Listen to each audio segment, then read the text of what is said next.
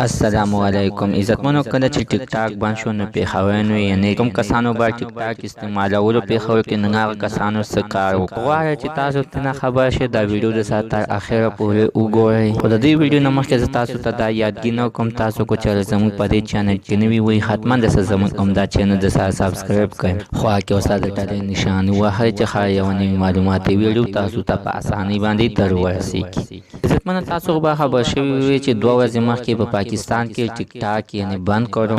پوجي گیم خو یې بند کړو، هغه دوباره به کولاو کړو شو. په دې نه مخکې ټیک ټاک ولته وارننګ ورکړو چې نن به د ټیک ټاک بندو تاسو یې صحیح ویډیوګانې شیر کوئ. خیر دا ټیک ټاک په پاکستان کې د ټول امت لپاره بند شولو. د ټیک ټاک بندولو باندې ډېر کسان خوشاله دي چې ځکه چې هغه ویل چې په نور زموږ په ملک کې نه پخاشي خوريږي. کم کسان چې ګنده دي او د پخاشي خورول ته خوشاليږي نو هغه خلک د ټیک ټاک په بندولو باندې خپه دي. وایي چې د پاکستان حکومت سو جوړه تو چې یعنی ټیک ټاک یې بند کړ. د پیښور خلک دومره خوشاله شو چې د ټیک ټاک د بندولو په اړه کې خوشالي وکړه. د بندولو په اړه کې غټه خوشالي وکړه. هغه خلکو چې خوشالي وکړه نو ډېر ښه کار وکړ ځکه چې ټیک ټاک دغه شانت ډېر پښتني جنکې غاړه او تباہ او برباد کړي. ځکه خاطر باندې به دوی دغه شانت فحاشي او غلطي ویډیوګانې شیر کولې چې یعنی موږ په نړۍ کې مشهور شو. هلکان د لایکونو لپاره دې ته مجبور کړ چې د ځان نه جنۍ سازه کې یا خپل ملګري ته وایي چې ما دا کونه کې ګوتار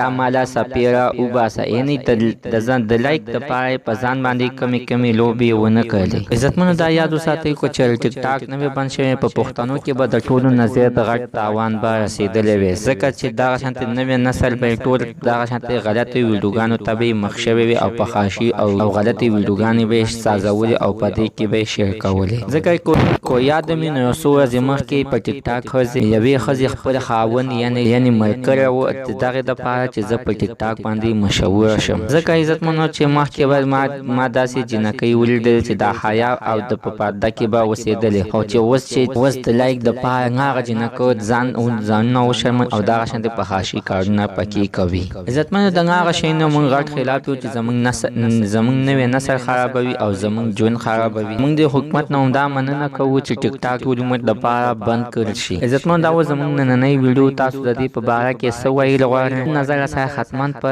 لاندې کمنټ کې شریک کړئ. زمونږ دغه شانت د نوې ویډیو د راتلو لپاره زموږ عمده چینل د سره سبسکرایب کړئ. خو کې اوسه د ټاله نشان وه چې خا یو نوی معلوماتي ویډیو تاسو ته په اسانۍ باندې در ورسیږي.